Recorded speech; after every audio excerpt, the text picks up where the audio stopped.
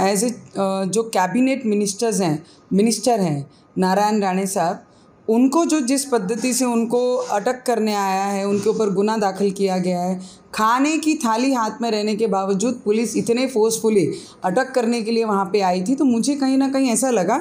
कि कुछ बहुत बड़ा गुना इनका पिछला कुछ होगा, उसके कारण ये उनको अटक करने के लिए आए। पर जब देखा वहाँ पर और जो पूरी इन्फॉर्मेशन निकाली तो पता लगा सिर्फ बोलने के कारण, सीएम साहब के विरोध में बोलने के कारण उनके ऊपर ये गुना चार्जेस लग रहे हैं और उनको अटक करने के लिए पुलिस वहाँ पे पहुँची है। अगर इसके ऊपर अगर अटक होती है और जेल में डालने की प्रक्रिया शुरू करते हैं तो मुझे लगता है फिर पिछले कितने सालों में जो सोनिया गांधी हैं, जिनके ऊपर शिवसेना के सीनियर लीडरों ने स्टेज पर भरे लोगों के बीच में, बहुत सारे लोगों के बीच में, लाखों लोगों के बीच में जब उनके ऊपर नीचे के लेवल पे जब बातें करते हैं तो उनके ऊपर भी क्या ये सरकार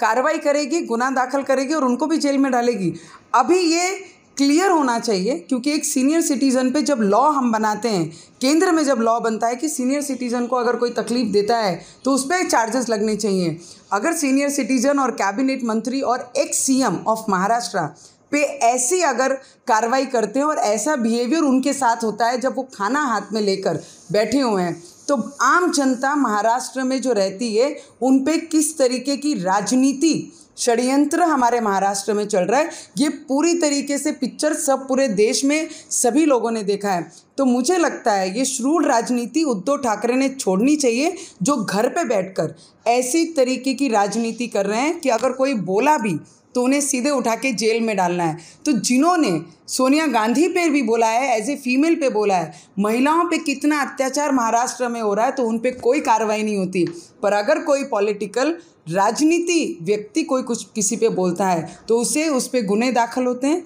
उन्हें जेल में डालने की धमकी दी जाती है। ये पूरा राजकारण हमारे महाराष्ट्र में चल रहा है। तो मुझे लगता है बहुत गलत तरीके से राजकारण का इस्तेमाल हमारे महाराष्ट्र में किया जा रहा है।